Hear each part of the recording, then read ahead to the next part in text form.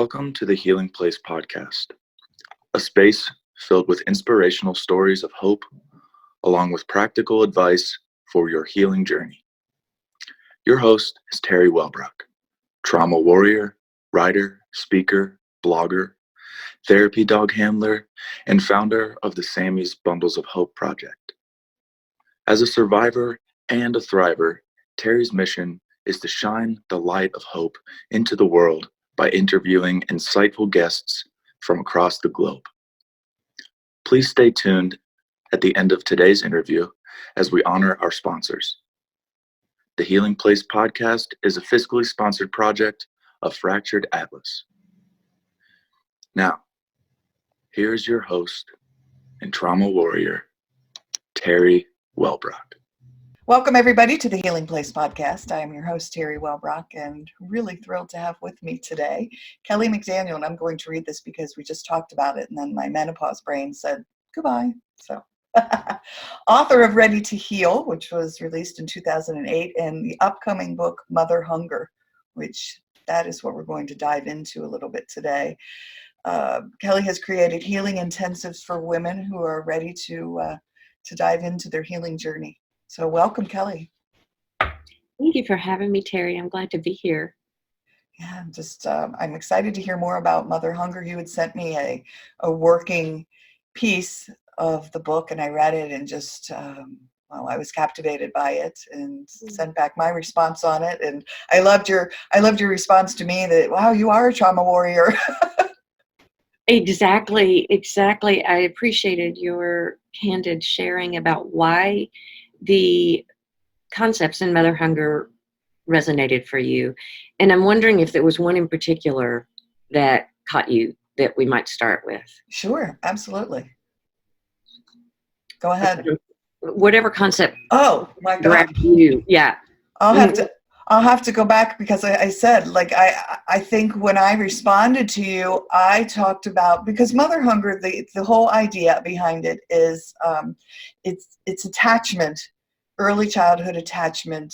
I don't want to say disorder, although it can be an early type. They sometimes label it disorder, but that they're a connection between mother and daughter, correct?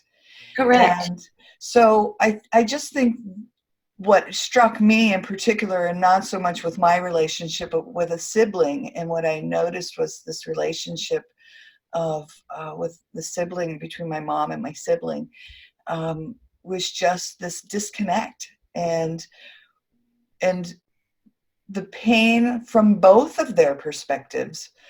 But I mean, obviously you come at it, I think, more from, the child looking for this connection with a mother that they just didn't have. Yeah, exactly. Yeah. And I'm glad you mentioned the word attachment disorder, because I think in the medical language, there are all kinds of disorders that go or that mimic some of the symptoms of mother hunger.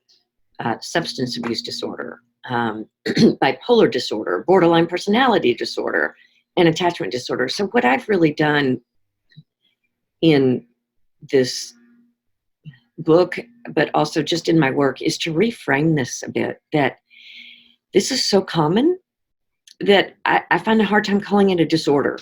So I really look at it as an attachment injury. It's an injury that happens that's so young. And anytime we've been injured, our bodies are so resilient that we find a way to adapt to that injury so that we can keep going. And based on the level of injury, the adaptations will reflect those. So mother hunger is kind of on a spectrum, and there are different forms of mother hunger that will tell the story of the original injury.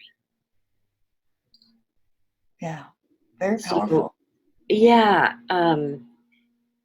And I'm happy to elaborate about that. I think that mother hunger almost speaks for itself.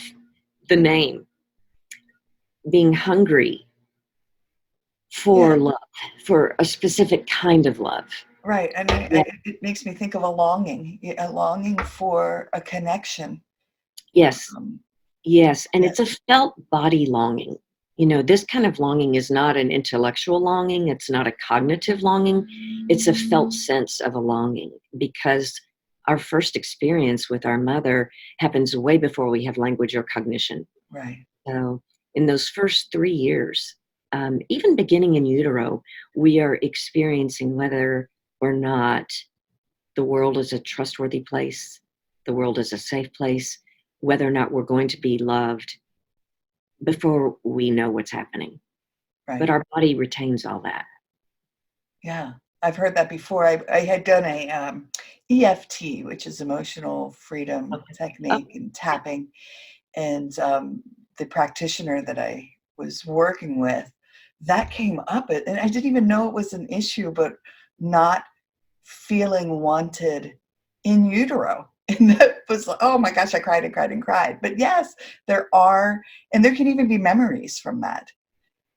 Completely. Completely. I'm so glad that you know that. Yeah. Our little bodies, they know. And so sometimes when I'm working with a woman and I'll ask her, what was your mother feeling when she was pregnant with you? The first look I get is, are you crazy? Like, whatever. And I'm like, just bear with me. And I sit with her. And if our body has someone to sit with while we go back to that type of memory, our body knows we're safe. We're not alone going to that memory. That's hard to do if you're in a room alone. It's not going to let you do it because our body protects us, right, from that information. But everyone can find it. Yeah. I've never had anyone that did not just instantly kind of go, oh, she was either scared, she was unprepared, she was overwhelmed, she was excited, she was over the moon, she was thrilled when she found out it was a girl, she didn't want a girl, she didn't want to be pregnant, she was in an unhappy marriage, so she was frightened. I mean, the stories are immense. Right. Well, and again, I go back to when I also did EMDR, which is eye movement desensitization and reprocessing. And again, those things, it's in there, those body memories. And as you tap into it, it is amazing what comes forth. So yes, I'm glad you're doing that and allowing people to connect to that, which is just beautiful. So I think I forgot to say, because we got excited about the books when I did the intro, that you also do therapy work. I do.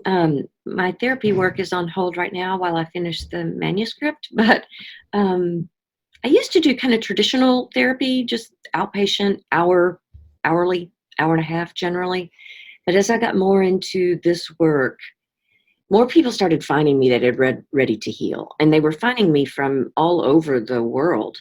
And you can't really do deep trauma work of this nature on a video. So I designed these intensives that are 10 to 13 hours, and women fly in and work with me. I do a thorough intake to make sure this is the appropriate healing modality. Most women who finally are ready to look at their mother hunger are over the age of 50. Like, this wound does not really present itself until mother is either no longer on the planet or very much older. We're older. The only exception to that, I have worked with younger women in their 30s, because their mothers died so young that they were forced to look at mother hunger. So if mom dies young, then this issue is going to surface. But if not, if mom is still on the planet, the thought of talking about her in this kind of way feels like a betrayal sometimes, or it feels too scary, or our body is still protecting us with what I call blindness. Well, this is a concept by Jennifer Freyd that she came out with in Oregon. She's a researcher. She wrote the book Blind to Betrayal. And the book is actually written for women who have been betrayed by intimate partners. Well, her theory is perfect for what I find with women with mother hunger, because our first intimate partner is our mother. Oh, right. Yeah. She's our first love. Yeah. She is who holds us, feeds us, delights in us, takes care of us, or not. Right. And when she doesn't, it registers as a betrayal. Yes. And then we inadvertently, unconsciously repeat those betrayals in our friendships with other women, our romantic relationships, our work relationships, and if we have children, with our children. And I think that's where mother hunger is a difficult concept to learn about when we've already had a kid and we realize, oh, what did I do? So I always try to invite women who are learning about this, because the shame is huge, to keep the focus on themselves as a daughter. Right, right. Well, and it makes me think how critical and important your work is to reach out to those who are in their 20s and 30s and thinking of having children, to do that healing work, to stop that cycle of generational, I don't want to say abuse, but that generational disconnect, I guess.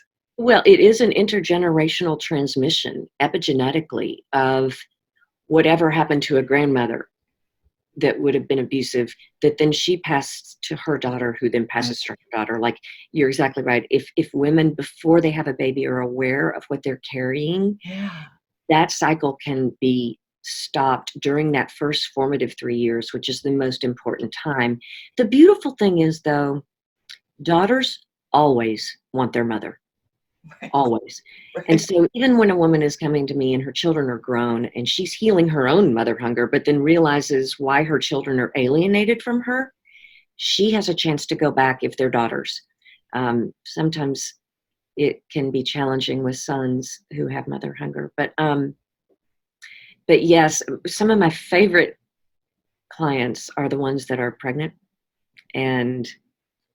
or in early prenatal months, the 4th trimester, that first 3 months. If I can be with her to help her bond, it's the greatest work. In fact, that's where I'm going to be just doing some volunteer work. So it makes me happy. It makes me feel like I'm infecting people with an anti-shame virus. Yes. That's so mother beautiful. hunger is really, it's chronic shame. If we aren't, okay, so just to kind of really look at what mother hunger is, I've distilled it into something that makes it digestible because it's such a broad concept. But mother hunger is the loss of either maternal nurturing, maternal protection, or maternal guidance. These are 3 distinct categories, 3 different things we need from our mothers in order to become who we are. And if we miss all 3, this is the chapter I'm working on right now. Yes. I call that 3rd degree mother hunger. And 3rd degree mother hunger, I don't know where I came up with that name, but it just kind of frames the burn of having none of that. Right. Without any of it, we are truly lost to ourselves. And that's when our symptomology looks more pathological in diagnostical terms, but it's not. It's just a profound, profound injury. And most of us who have 3rd degree mother hunger also rely on addictive use of something, because that's how we're medicating the intolerable pain. Right. But, so you can have someone who missed out on maternal nurturing. Maybe mom was cold, removed, unavailable, but she was very protective. So that's a different form of mother hunger. Or maybe we had a mother who was playful and fun, great to be with. All the kids wanted to be at our house, but she did not protect us from an abusive father, or her own mother. She just didn't set boundaries and wasn't able to protect. Then there are mothers that had, there are women who had nurturing and they had some protection, but their mother wasn't someone they actually admired or respected, and therefore couldn't offer guidance. And so these women sometimes are hungry for a woman who is inspiring and could guide them. And those daughters are really lucky if they had a father who was guiding, because they can really benefit from that. They usually do really well in business because they got some good guidance from him. Right. But they're still yearning for a mother figure that is a woman that they like, oh, I want to be like her. Yeah. Wow. And again, a million thoughts pop into my head, but I think to my own mother, and when you talked about the self-medicating, because I think I told you before we recorded, and I've talked about this on the podcast before, but my mom is celebrating 6 months sober. this month, which is amazing because she quit drinking at 83 years old. But Amazing. yeah, what happens in these last, I don't know, 2 years or so is I remember standing at the end of a hospital bed in an ER when my mom was detoxing, and the alcohol was leaving her system. But I said, Mom, and I'm sobbing, and I said, you have to start doing the healing work. What happened in your childhood? And man, did some issues with her mother start to surface. And I mean, other things as well. But we've talked a lot, and I've just sat with her and honored my mom's story about her mother. And I've seen this healing shift happen with her, which, maybe that's part of the reason why she's been able to do it this time and be 6 months sober at 84 years old. So I don't know. If that's not a testimony for as long as we're on the planet, we have a chance. Yeah. To heal and reconnect and have a different bond with our mothers. Yes. You're really giving your mother quite the gift, and she is too, to come back more fully into presence and be able to give you those stories. Because if you know your grandmother's stories, those stories are in your body. That's going to help you. Right. And it's so true, because I now look at my grandmother in a completely new light. I always had a very sweet relationship with her. She died when I was in my 20s. But now I see, when I look at a picture of her, I'm like, oh, I understand your sadness now. I understand why your eyes were always so sad. And so, again, it's just, it's helping heal, I guess, things that I didn't even know I carried. Exactly. Yeah. And so knowing now what you carry, how has that changed your healing? Right. Yeah. Well, it's been very powerful. And again, like you just said, helping mend and grow, I guess, my relationship with my mom. And and watching my mom heal and reach these places in herself with her relationship with her mother. Oh my gosh, it's just been, again, makes my heart full with joy to know that she's going to leave this earth with peace, or at least some more peace than she would have had she not started to deal with this. So, well, what I love about that too is that when our mothers gain peace, we benefit from that.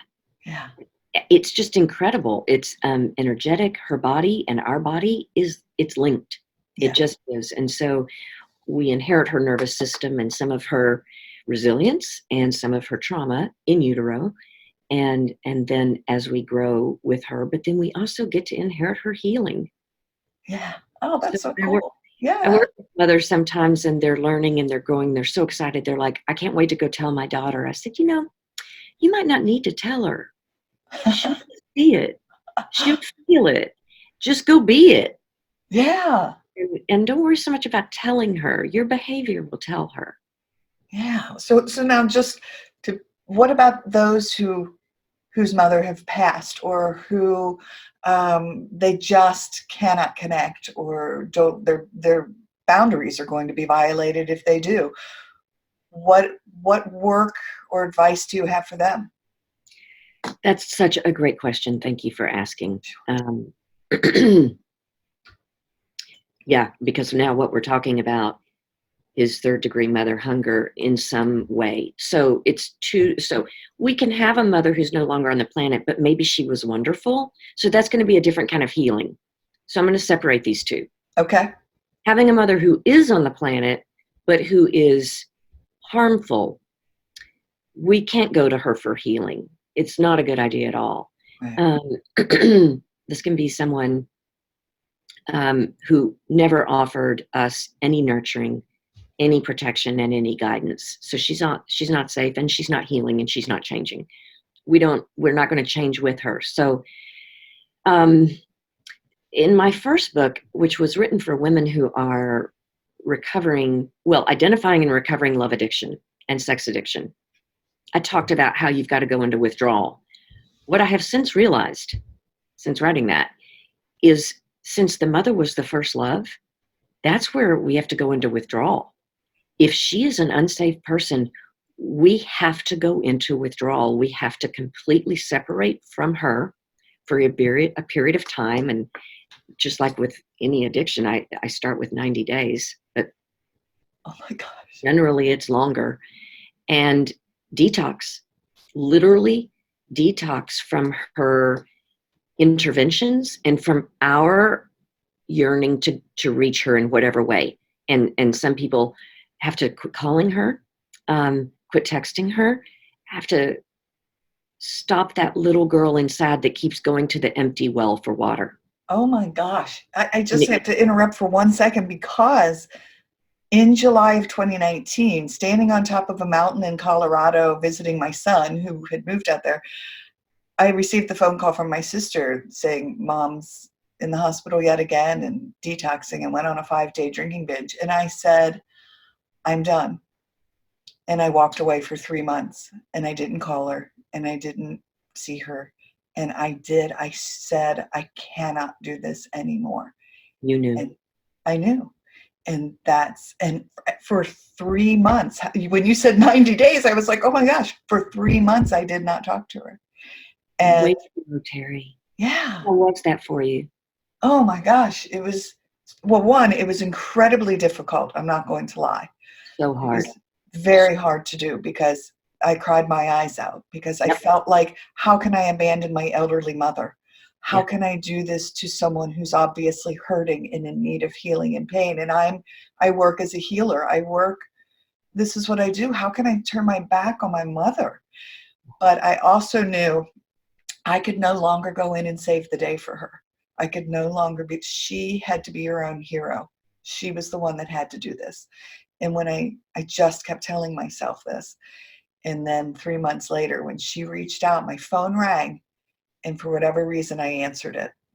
And it's just been beautiful. We've been in a beautiful place ever since. I spent yesterday with her, and we just laugh and we enjoy each other's company. And it was a much needed detox. Yeah. I'm so grateful that you told that story. Thanks. Thank you, because I think that really illustrates what I'm saying, that sometimes you have to take a break and meet the anguish of being motherless for a period of time. And then if your mother's making changes like yours is, you can come back. You're different, she's different, and you almost get to start again.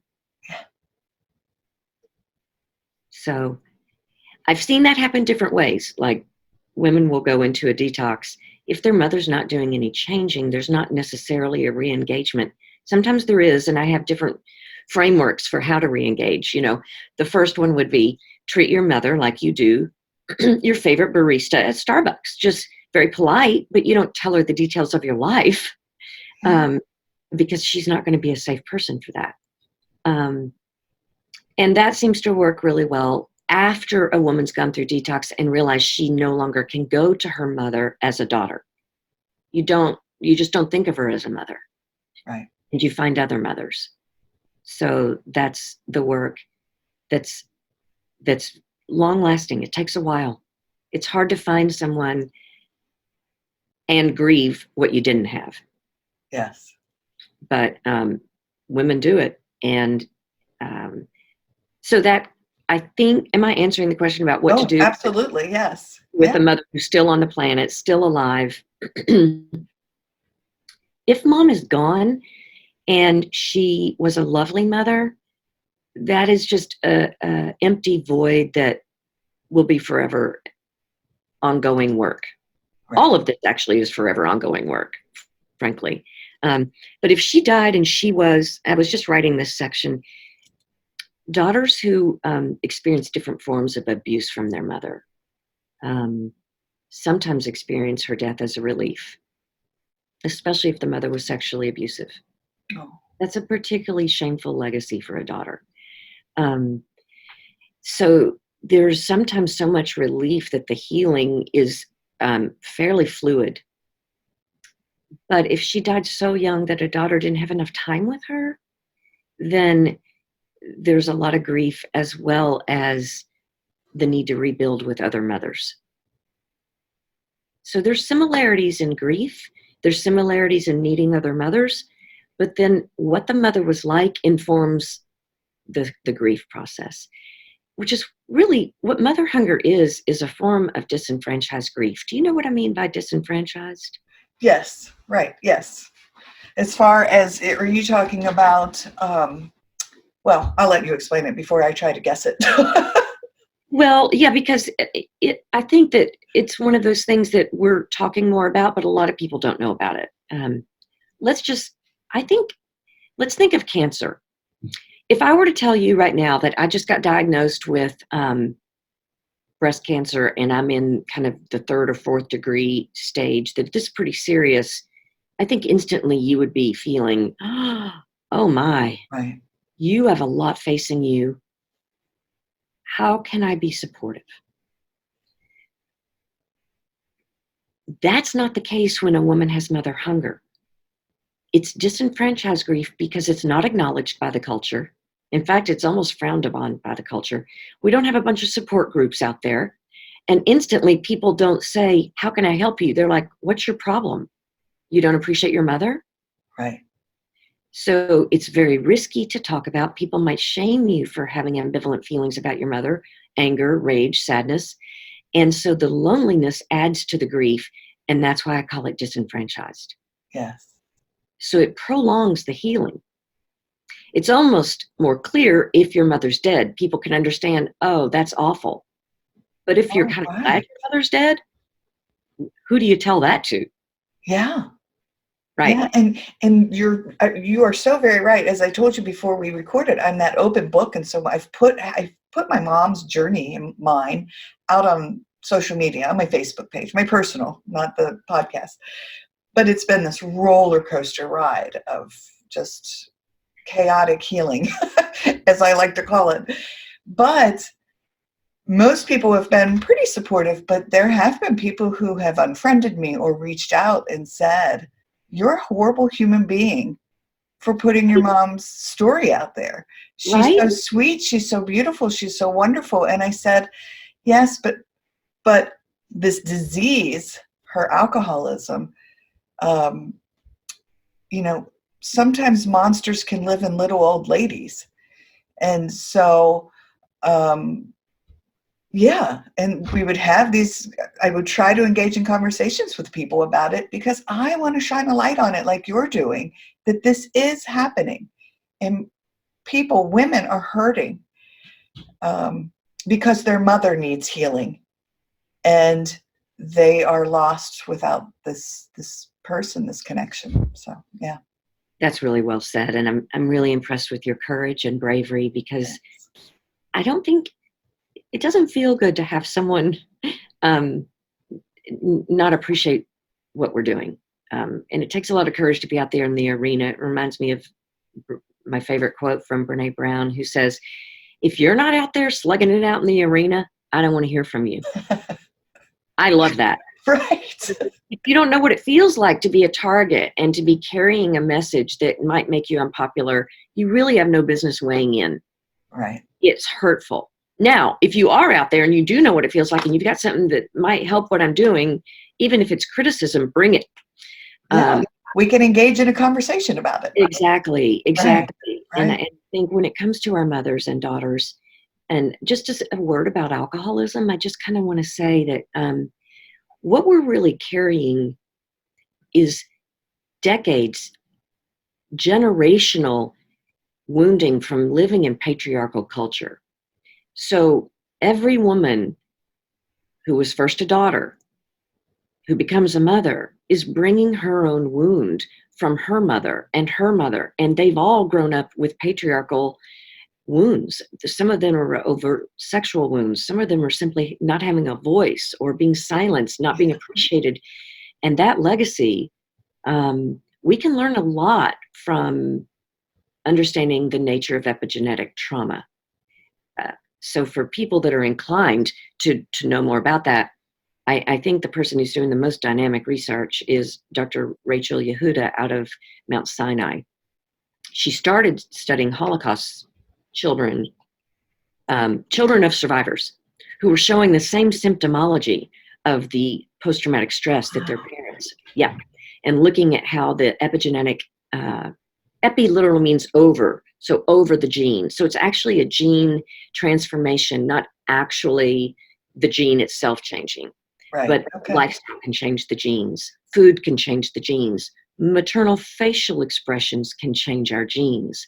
So if you have a mother who's frightened, her face is going to carry that fear. Her infant's going to pick it up. Wow.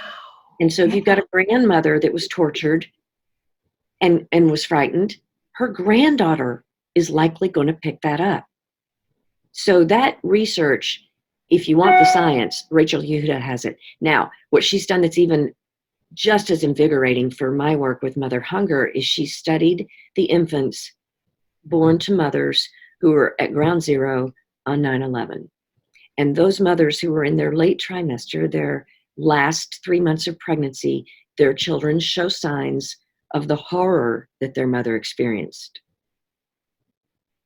Yeah. So in utero, they were picking up high levels of cortisol, which is what is the hormone that prompts us to flee or fight or tend or befriend.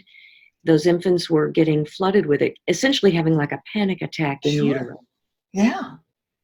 Wow. It's all just so, it's very intriguing and powerful, and yeah. Wow. Well, one of the questions that popped into my head was,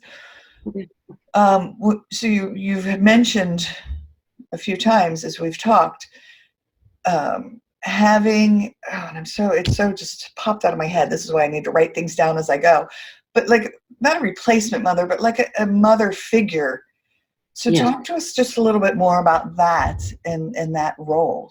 Good.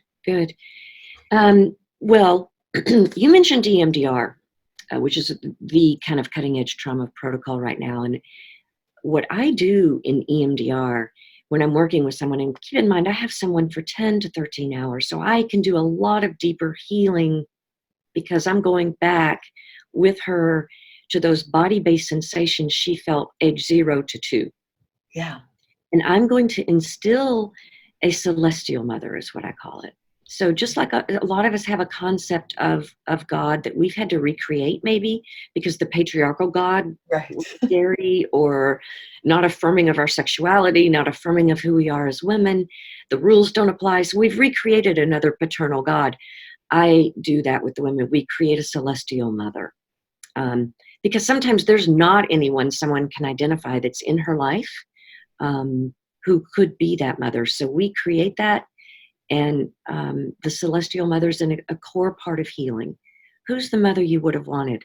What are the attributes she would have? And we have a picture of her, and I distill that and imprint it during EMDR. So that's one way. And then I work to resource identifying what were you missing? Was it nurturing? Was it protection? Was it guidance? Or all three? And you're not going to be able to find all three in one person on the planet generally as adults. We're not going to find a mother. But we can find someone to nurture us. Right. And we can find somebody else who's protective. And we can find someone to guide us. It might not all be in the same person, which is why mother hunger is a form of living with grief. Because we didn't get it. Yeah. Does that make sense? That answer? Yeah, it does make sense. And it makes me think, so the whole concept of your book and your work is that look that yes, you're honoring that yes, this happened to you, and it's okay that you feel this way, but here are things that you can do to help yourself satiate that hunger. Right, and these things can't be done alone. Yeah, like we need connection, we need relational connection, and we need relational connection that fits into what we missed. It's really hard to find that if we don't even know what we missed. And most women with mother hunger, because it happened so young, we literally don't know. First of all, there's not been a name. Without a name, we don't know what's going on. We just feel crazy. Yeah. Once we name it, there's relief. Yes. But then it's like, okay, now what? So a lot of that now what has to be answered with the help of someone who has a vested interest in being kind and directive and loving. Yeah. Another question that I have is that I am curious about if women who experience mother hunger tend to be drawn to toxic relationships, toxic people, toxic friendships, whatever it is, because that's familiar. Because, Exactly. yeah, just the chaos of it is familiarity. Exactly. That's exactly what happens, which is, I mean, my first book was for women were struggling with love addiction and sex addiction. And I'm by nature very curious, and I keep going to the root. What's the root? What's the root? And I found mother hunger. For every single woman who has a love addiction or a sex addiction, there was this myth that that was about her dad. It's not. Right. He may impact it. He may make it worse. But the first love is our mother. And however she imprinted love, how she washed our hair, how she held us, how she fed us, that touch is what's going to feel familiar. And if it was aggressive, if it was absent, Yeah. if she was just spaced out or dissociated because of her own trauma, we're used to people that don't pay attention to us. We replay that. What mother hunger is also really holding is within that first year, how she cares for us will determine our attachment style. So we're either going to be somewhat anxious attached, primarily avoidant attached, if she was either smothering, suffocating, or totally gone. Third degree mother hunger is disorganized attachment. And disorganized attachment makes relationships really hard, really, really hard, of any nature. So you're exactly right. Some people call this a trauma bond. Yes. You've probably heard that term, and that's really helpful. Betrayal bond is another term I've heard. So there are different ways to look at how that early imprinting affects our future relationships. Yeah, powerful stuff.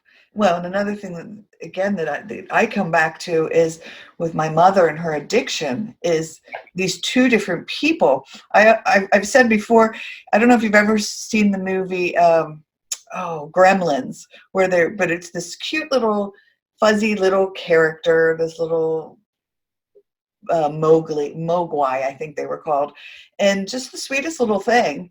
And then, but if you fed them after midnight, they turned into these gremlins and ate people, right?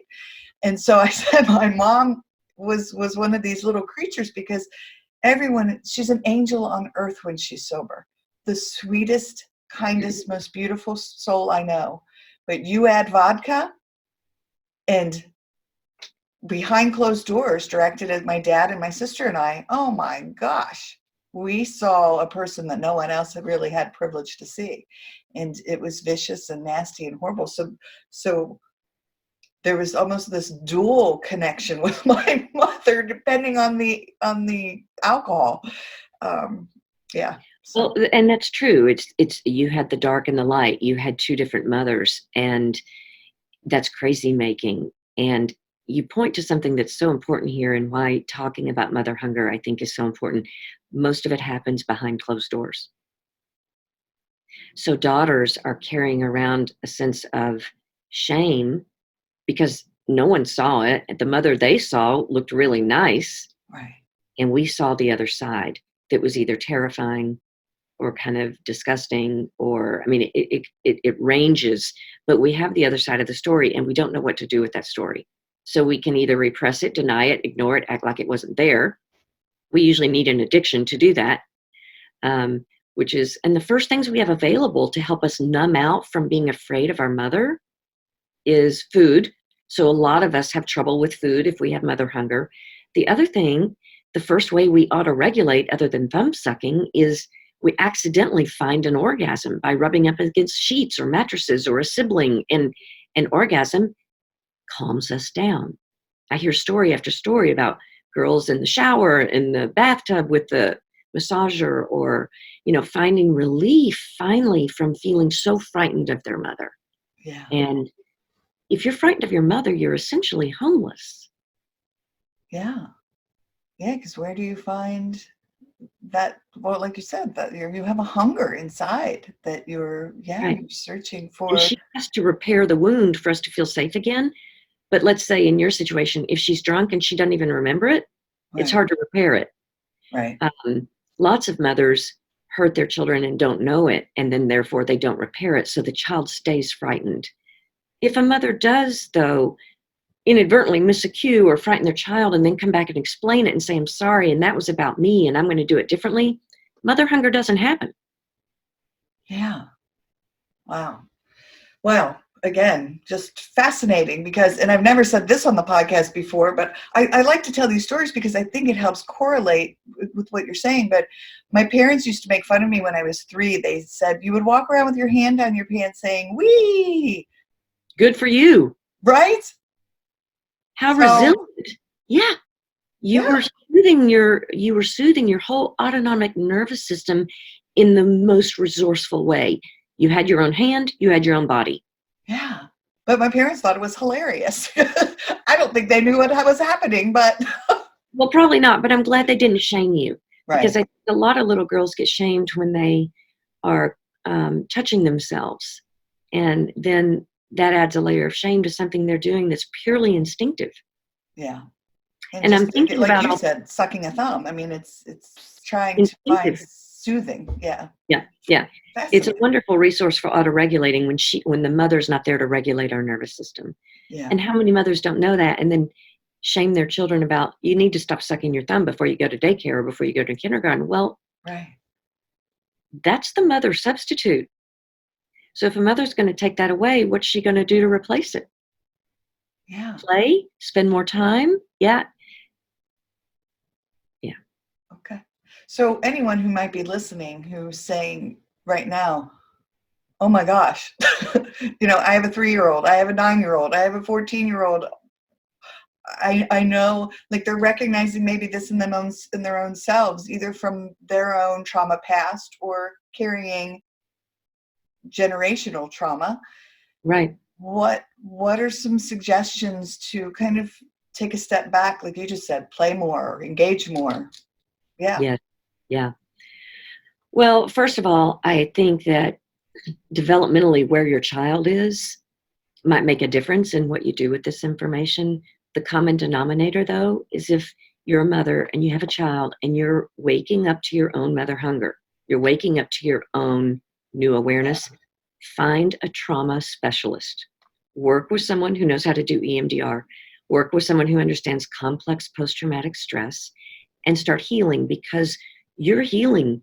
Just like your wound passes them to them epigenetically, so will your healing. You will organically become more present as you're more present with yourself. As you start to learn about how to take care of yourself, your body becomes more present with your children. They feel that. And however that looks, maybe it means you do play more. Maybe it means suddenly you have more guidance to offer. Here's a great example. I'm writing a book right now, so I'm in writing mode. I'm not always in writing mode. I don't like writing books, so a lot of times I'm not in writing mode, and I love it when I'm not in writing mode. But my son, who's 26, is writing essays for graduate school. I got this great opportunity. Most sons at age 26 don't want much guidance from their mothers. They just don't. They look to the men in their lives at this point for guidance, and that's normal. Well, he was able to send me his essays. I was able to actually help edit. We had this back and forth that was like a daily thing, which was also new for us. And it was so rewarding for me that because I've grown up, because I'm in a place in my life where I'm doing something somewhat useful, I could be a guide for him. Yeah. So very rewarding. I don't think we ever run out of chances if we're doing our own work. The best thing I could tell any mother is do your own work. Don't try to tell your kids how to do something you don't know how to do. Beautiful. And I have a 26-year-old son, and he reaches out to me. And so I'm like, oh my gosh, we are so connected. So I love that. Oh, you do? I love that. Yeah. As a matter of fact, he just helped me record a new intro and outro. He lives in Denver, and I'm in Cincinnati. So we're states away. But I said, John, will you help me record a new intro and outro for the podcast? And he was like, absolutely. So I just put it on this past Friday's episode. Hooray, John. And Teri, what a great story. Thanks. I know I feel like I'm sharing all my stories, but I love your stories. They really fit with the topic. I relate to everything you're saying, and I love this. I love the work you're doing. But people can also connect to you. So let's talk about, how do people get in touch with you? I'll put it on the video, but for the audio listeners, how do they reach out? The best way to reach me is through my website, kellymcdanieltherapy.com. But maybe this was not the best timing for us to do this, because right now I have kind of a temporary hold on that because I'm writing. And so I'm not taking on anyone for intensives, but I will be again. And so it automatically prompts and sends you to a waiting list. But if you want to just bypass that and get to me, and you've got to send me an email, I will respond. It may take me a few days, but info@kellymcdanieltherapy.com will find me. And I'm happy to hear from folks. I'm just not taking new intensives right now. Yeah, but to be on the list would be awesome, wonderful for people to eventually find their way to doing that work. So, but also on my website is a great resource page of other clinicians who are aware of my work, who like this work, who are treating mother hunger, and they can go to that resource page and look there. They can also follow me on Instagram. I'm on Instagram. I kind of have some fun with it. And occasionally I'll post a new quote from the new book and things like that. Awesome. Well, I'm excited to get my hands on the book and share it with everyone on podcast page, and we'll come back around to it when it's released. Yeah, we could talk again, but it's just so wonderful that you are sharing this information. I think so many women will really benefit from the work you're doing. Yeah, well, thank you for the beautiful healing work you are doing in the world. I decided new year, new ideas. So I came up with 50 podcast questions, and these are just totally crazy fun questions. And if you don't mind answering one of them, I thought I had 50 on here, but only 50. Oh no, there's 2 pages. So pick a number between 1 and 50. Oh, that's so, wow. I'm feeling really vulnerable right now. I'm sorry. Okay. You don't have to if you don't want to. I'd love to. I'd love to try this. I'd love to see what happens. Okay, so just pick a number. How about any number, 1 to 50? I don't know why I'm drawn to 7. I'll pick 7. All right, number 7. Oh, this is a fabulous one. If you could host a dinner party with anyone, who would you invite? Are there a limit to how many people I can invite? Oh, no, you can invite whoever you want to. It can be an intimate little dinner party, or you can have a big old dinner. I usually don't like to have more than 6. All right. I love to host dinner parties, by the way. Look at that. It's one of my favorite things to do. So, Teri, I'd have to invite you because thanks. I like people selfishly who do similar work and that are engaging and thoughtful in their questioning, who are intelligent and funny, and you're all that. So, but you know who I'd really love to have at a dinner party would be Mary Pfeiffer, who wrote Reviving Ophelia. That was her bestseller in the 90s. She's recently written a book she's 70 now, on aging. She wrote a book probably 10 years ago to therapists, what I would tell a new therapist. I mean, this woman is just someone I think I just would like to be around. So I would invite her. I would love to invite Jeanette Walls, who wrote The Glass Castle. The Glass Castle is one of the most stirring memoirs I've ever read in my life. It will be in the Mother Hunger book under Section 3, 3rd degree mother hunger. It is her story of growing up. And I'd love to meet her and have her at that dinner party. I'd like to have Hope Edelman at that dinner party, who wrote the book Motherless Daughters. That book is written for women who did lose their mothers prematurely. No. But I've found more in that book that's helped me understand my clients than almost any other book. And she's not a therapist, she's a journalist, but I think, but what daughters go through without a mother is what daughters go through whose mother was not kind or not available or dissociated or traumatized. Right. How's that for a lineup? I want to come to that party. Are you going to host it soon? I just need to kind of even see if these women would talk to me. I'm sure I've left someone out that I think would be really fun to have. And I'm feeling, I have a few colleagues, Right. Laura Parks, she's an excellent therapist. She treats women, and she literally sprinkles fairy dust on the people she comes into contact with. And she would just be so wonderful to have at that dinner party too. Awesome. Well, I love it, and I would accept gladly. So yeah. What a great question. I love you have this list of questions that you can, and that's a lovely note to end on, because then I think I've also shared some other wonderful authors that if women resonate with this topic, they might want to go. Wonderful. So anything else that you want to touch on that we didn't have an opportunity to discuss? Oh, maybe I would say this. Because people ask me sometimes, why do I exclusively write for mothers and daughters if I have a son? Like, why am I not writing about mother hunger for boys? Or why am I not writing about father hunger for girls? Or why? And I think it's because when I was 21 years old and I was starting graduate work, I came across Adrienne Rich's book, Of Woman Born. And in that book, she says, the loss of a daughter to a mother and a mother to her daughter is the essential female tragedy. I didn't know at the time that I had mother hunger, but that stirred me and rocked me to the core.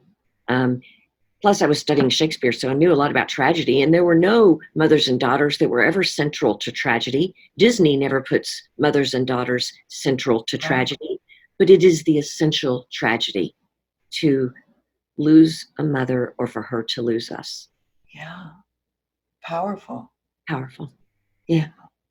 Well, again, thank you for taking your pain and giving it as a gift to others. And right back at you. Thanks. All right. Well, again, it's been a joy, and I'm going to do a quick little closeout here. Everyone, thank you for joining us on the podcast today. And remember, until next time, be gentle with yourself. All right. Thanks. Bye-bye. Thank you so much for listening today to the Healing Place podcast with your host and trauma warrior, Teri Wellbrock.